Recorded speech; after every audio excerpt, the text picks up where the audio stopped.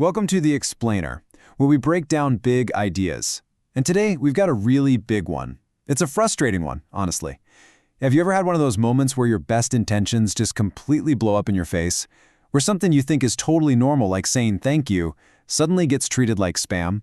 Yeah, let's get into why that's happening more and more. So to really get our heads around this, I want you to think about something. What's the most successful marketing campaign of all time? And I'm not talking about some popular brand or a viral Super Bowl ad. No, think bigger. We're talking about something that gets people so on board, so loyal, that they would literally die for it. I mean, just let that sink in for a second. This isn't brand loyalty. This is a level of belief so powerful that it makes an entire country disposable. The idea is what truly matters. That is the ultimate buy-in, right? When the idea itself becomes more important than your home, more important than life itself. And this kind of belief, it drives incredible action. Look at this number, 1.7 billion baht.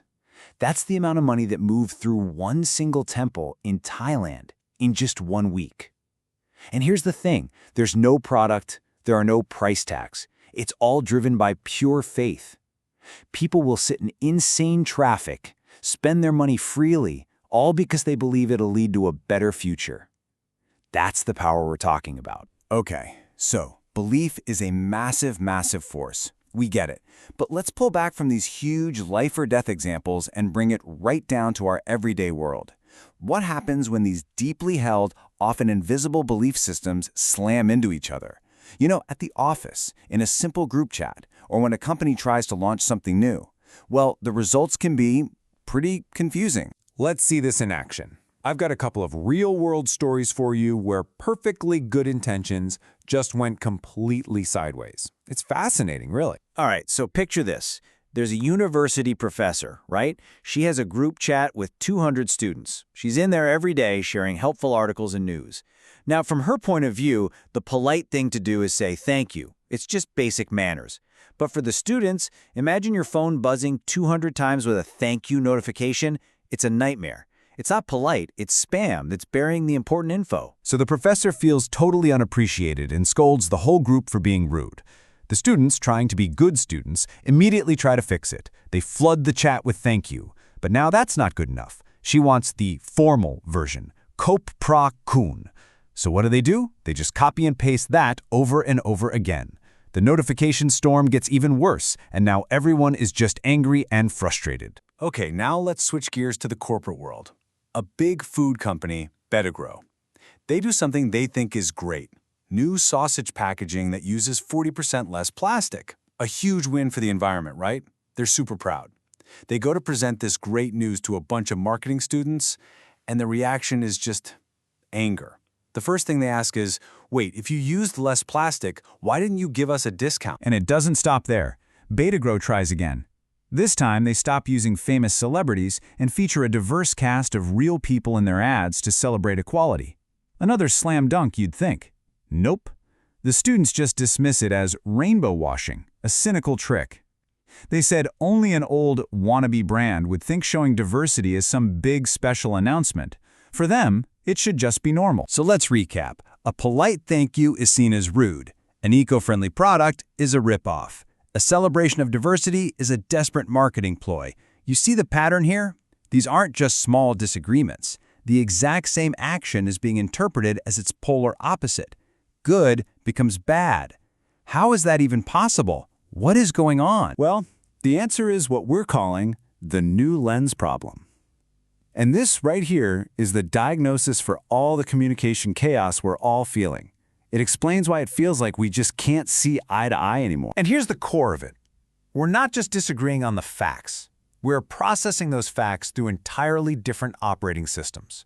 It's like one person is running Windows 95 and another is on the latest iOS. You give them both the exact same input, but the output is going to be wildly different because the underlying logic, the lens itself, is different. Let me show you a really simple, classic example that makes this crystal clear. Just take a look at the image on your screen. What is this? And this is the new lens problem in a nutshell. For one generation, this is a physical object, a floppy disk. We remember the feel of it, the clunky sound it made. For a younger generation, though, it has no physical meaning whatsoever. It is simply an abstract symbol that means save. It's a button, an action, completely disconnected from its origin. Same image, two entirely different realities. And here's where it gets really wild. This lens problem isn't static. It's being supercharged by technology, and it's starting to blur the very lines of what we consider to be real or fake, valuable or worthless. I mean, just consider what's already happening.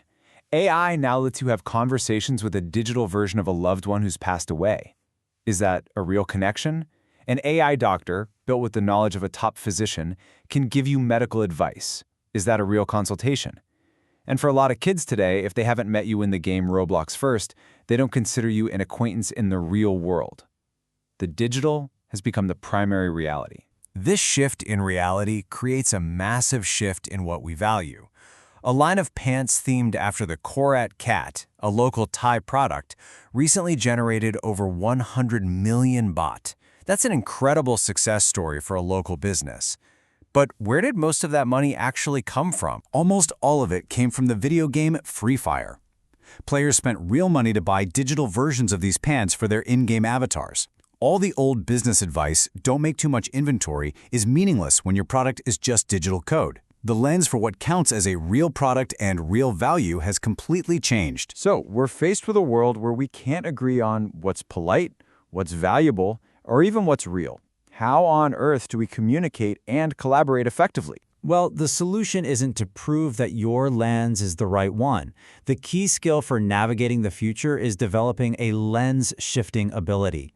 It starts by just admitting you have blind spots. It requires a genuine effort to understand the logic behind another viewpoint, not just dismissing it. And it means challenging your own obvious truths and asking, is this true or is this just what my lens shows me? And this quote really captures the biggest risk for any leader, marketer, or communicator today.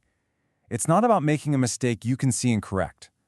The real danger is being completely unaware that other lenses even exist and continuing to act based on a reality that is no longer shared by your audience, your customers, or your employees. The world is seen through countless lenses, all operating at the same time. The only question that matters is, which one are you looking through? And are you willing to try on another? Thanks for joining us.